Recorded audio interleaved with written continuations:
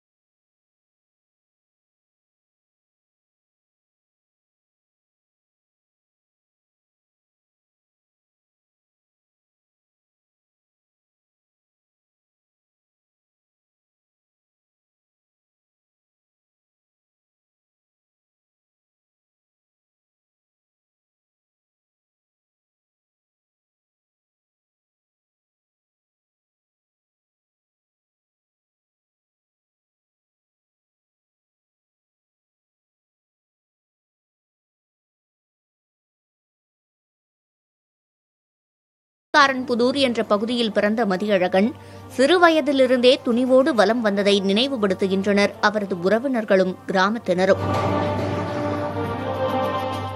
எங்க அக்காவோட ஹஸ்பண்டுங்கன்னா இவர் ரொம்ப தைரியமானவர். கிட்டத்தட்ட ஒரு 21 வருஷமா அங்கே ஒர்க் பண்ணார். ஒர்க் பண்ணிட்டு இப்போ பார்த்தீங்கன்னா இப்படி எங்கள் அக்காவோட ஹஸ்பண்ட் இப்படி போய் ஒரு வீர மரணம் அடைஞ்சாரு அப்படிங்கிறது எங்களுக்கு ரொம்ப பெருமையாகவும் இருக்குது.